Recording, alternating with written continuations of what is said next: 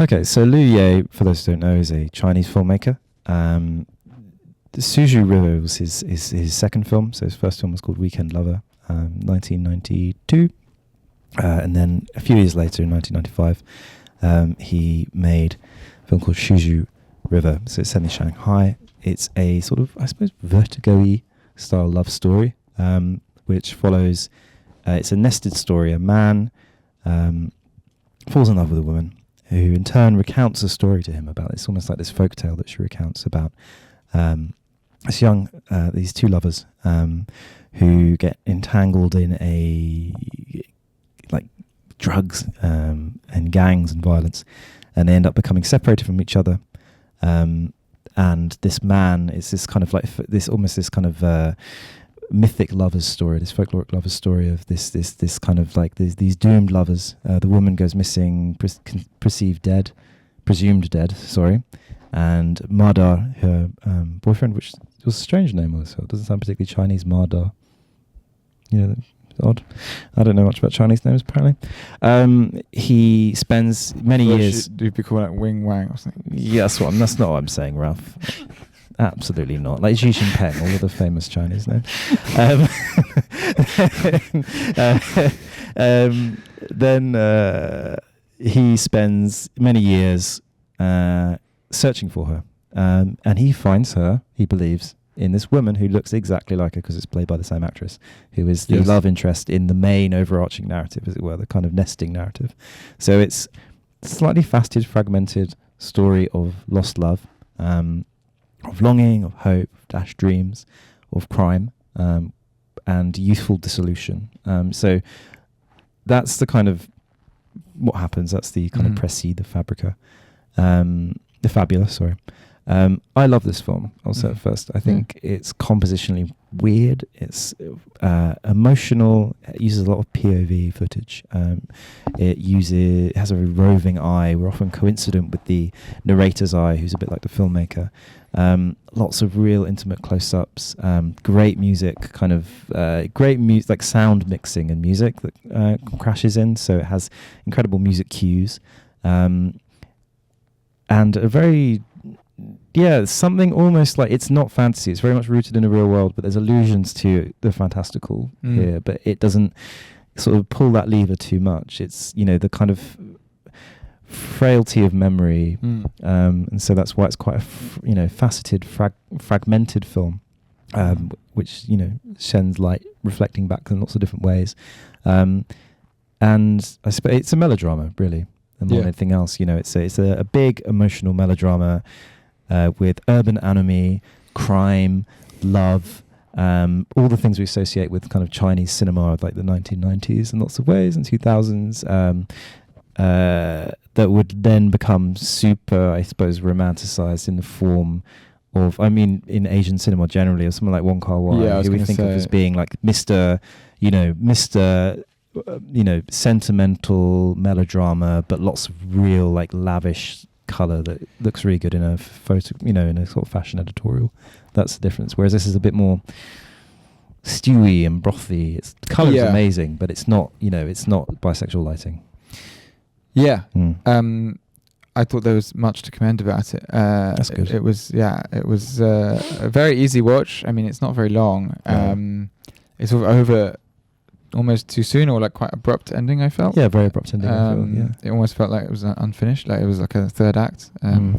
Sometimes films don't have third acts, Shiva baby. But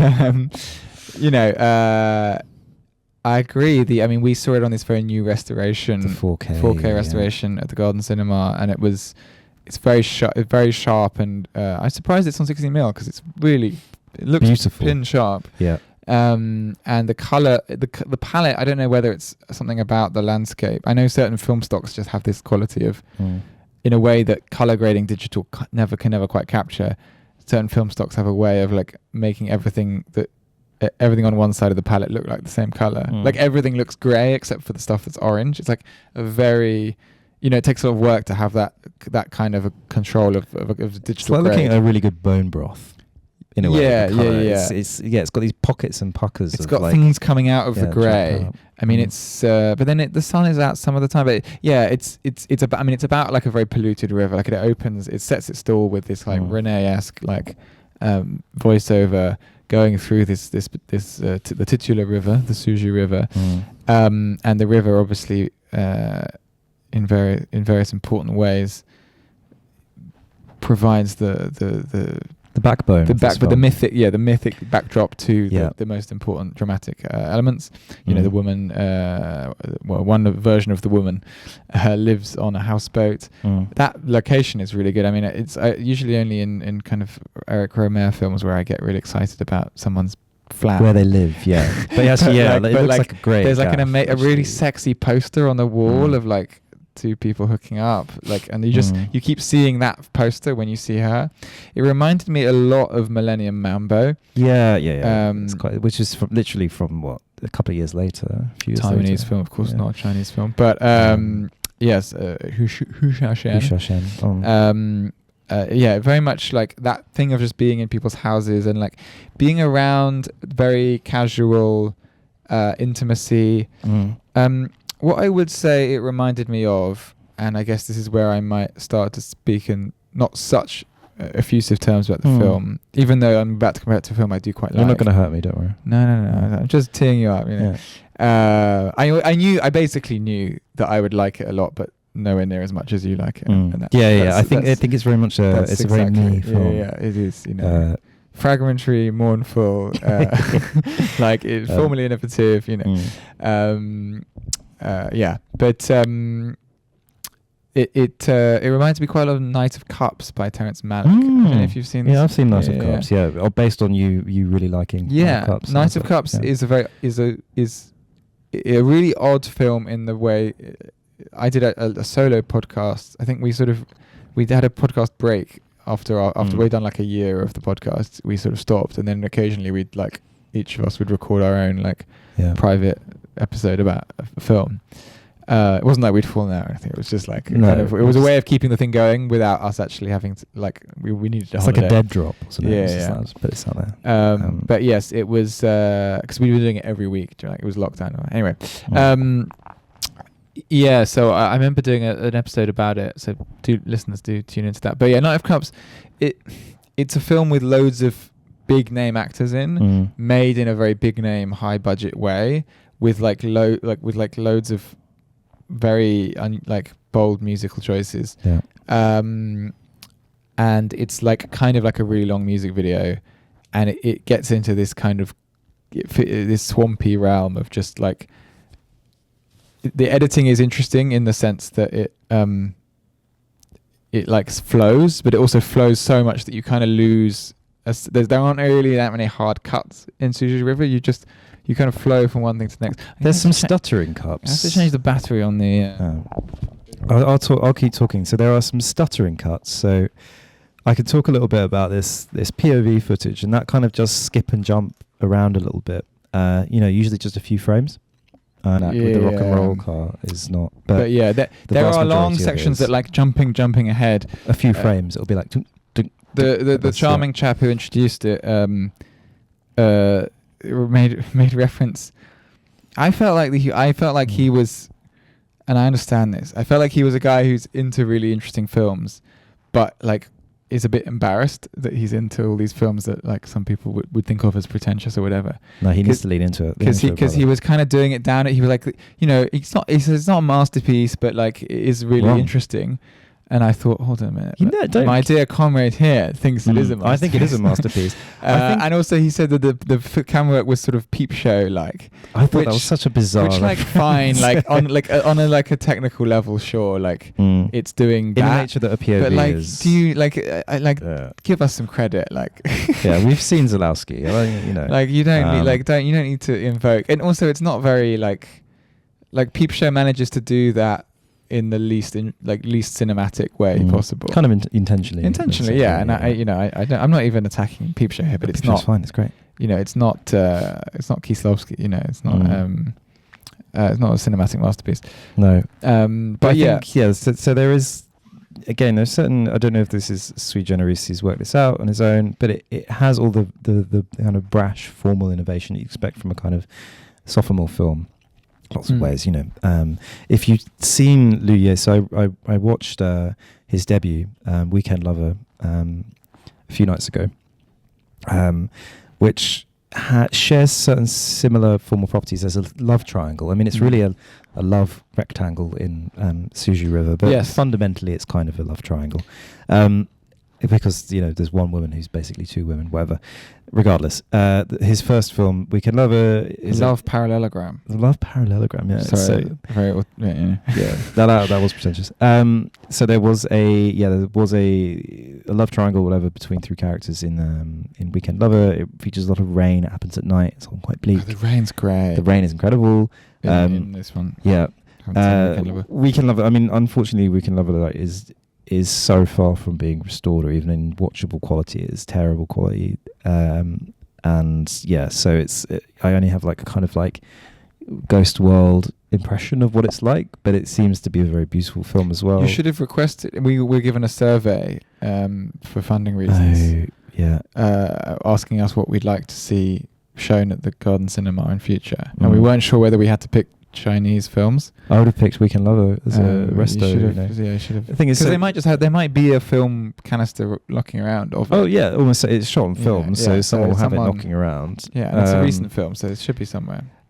So Weekend Lover was quite daring. It featured scenes of raw intimacy, sex. He's quite an erotic filmmaker in some ways. He's attached more to the kind of emotional rather than the kind of purely transactional nature of sex. I think both films landed in hot water in China. So it took a couple of years for Weekend Lover to be released. I think it was so close to Tiananmen Square, so close to 1989, 1990, when any signs of like youthful independence and rebellion were being squashed. But it's not a political film. No, but in these kind of regimes, anything good. Anything good. Anything independent that shows young people getting up to crime, doing drugs. Tarkovsky got loads of stuff like not allowed or banned or whatever. Yeah, it's like what.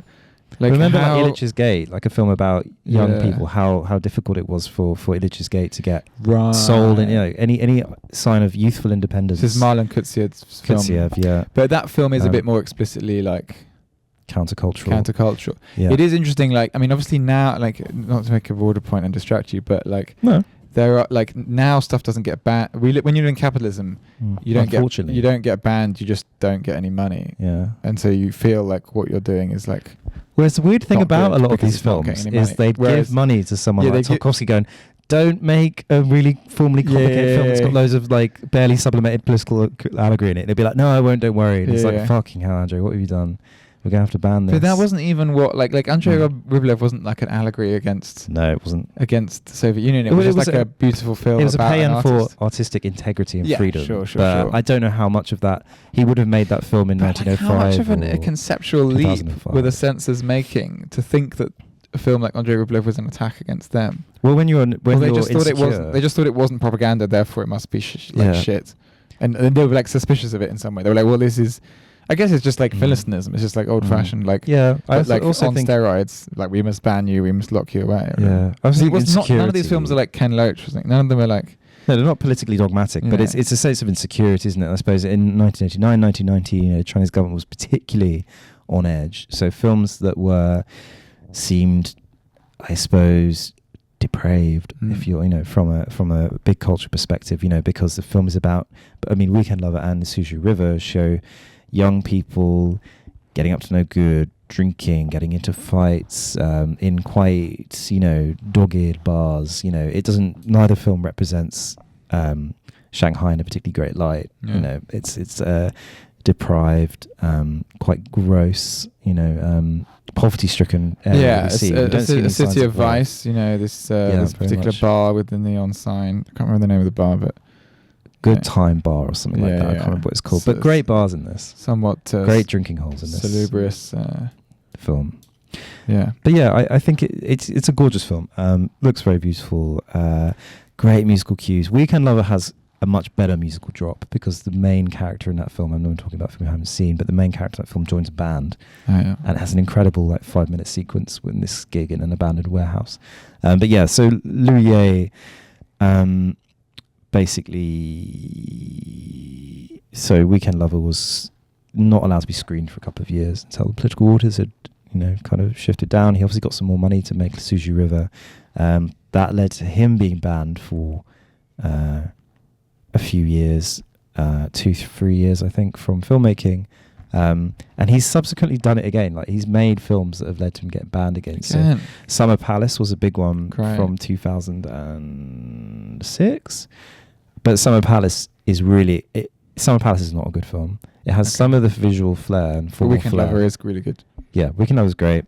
But Suzhou River is the best. Suzhou River is the best that I've seen. But Summer Palace has a similar narrative about, it's kind of a love triangle. Why are they so lonely?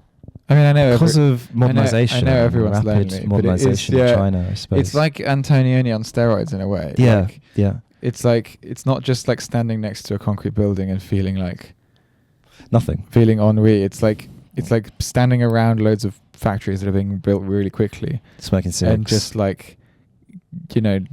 feeling desperate for the unavailable. I guess that's the kind of energy of it. Well, not knowing what they want, because the characters flip between their lovers. Love is really intense, but then they move from lover to lover. Yeah, but they always desire. But they desire the. This guy for ages desires this woman who has died, who he thinks is still alive somewhere. A forlorn hope. Yeah, they're attached to. I mean, I would also like to. The Vertigo story is a great story. And I'm glad that they're. But it does interest me, I guess, not to be too discoursey, but are there any vertigos about men, or vertigos from a different perspective, or is it what do you mean about women longing for a man that they the thing where you're I'm in love with this woman. I've basically led to her death through some falling incident. Some falling, yeah. Oh, this new girl, I'm kind of into her. It's played by the same actress, looks exactly the same, and then you make her dress up as the older one, the previous one. You're asking if that's a film that exists. Well, that film, Lost Highway. Well, Lost Highway, the man changes as well, but Fahrenheit 451. The Truffaut film about the thing is, Julie thing. Anyway. I know what you're saying. There are there are other ones, but there are lots of films that follow that Vertigo thing. Films, and I'm wondering, wondering quite openly and vulnerably, whether that's something inherent to the way men desire women. This kind of finding them, destroying them, trying to find them again, and then destroying them again. Or whether it's just the fact that the male gaze has dominated cinema, and so therefore we've never really seen that story told. I think it's probably that, or it's a less interesting story maybe for a woman director to tell. I mean, I'm not the person to answer that. I think it's about the way men look at women, particularly women who are kind of quixotic and mercurial and difficult. It's the classic manic pixie, BPD, dream girl. I mean, she's literally a mermaid in this film. Literally, yeah. I mean, she's stylized early on as a mermaid, and she lives in a houseboat, and I'm conflating the two different characters played by the same actress. But they are fundamentally the same character. The thing is, the interesting thing about this film actually is the way that the not mermaid girl, but the girl who goes missing maybe kills herself but doesn't. The way she's presented to us, I think, as a point of difference, is through she wears pigtails, and it kind of emphasizes her youth. She kind of looks like a child.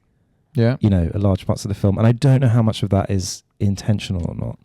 There's a certain kind of, because Mardar, the guy who falls in love with her, is a fully grown man. I don't think there's some sort of noncing plot in this, but it's interesting that he's attracted to her youthfulness in the same way that the other male is attracted to her quixotic, mercurial charm in a way. They're both very, very different women. Yeah, and I think, they're not. But it's about what's deep down, and there's these. It's like a desire for innocence, and there are these details, like the way she folds her arms, where she walks. I mean, that stuff where it dips slightly towards what then becomes quite twee in like Chungking Express, for instance, where like the like pineapple juice. Exactly. You're getting the pineapple juice with the best before date over the birthday or whatever. These like little things, these like ways of these like very twee like ways of expressing your desire for someone. Whereas here they're kind of like a little bit more suppressed, like they're present. The press-on tattoo on the thigh, but it's done really well because she doesn't really want to show that she's got it. It's like this signifying mark. It's also just kind of sexy. It's kind of sexy because she lifts her skirt up. It's kind of a sexy film, by the way, if you haven't picked up. It's a very sexy film. It's a film that puts you. Look at an immersive film that like really makes you feel the feelings of the main character via this very direct, immersive point of view. I felt a lot of longing and wistfulness and sadness. And the music's very heavy-handed, but that's good. It's good. Like all the things it's doing a lot heavily are like good, but it also means that it isn't. To my mind, like what I really love in a film is like some sort of countervailing force. To that, it's missing that, isn't and it? it is missing that ultimately. So that's why it wouldn't be like that's stopping it from being in my like top. I think there's certain unexplored coves and rivers and lakes in this film. One of them.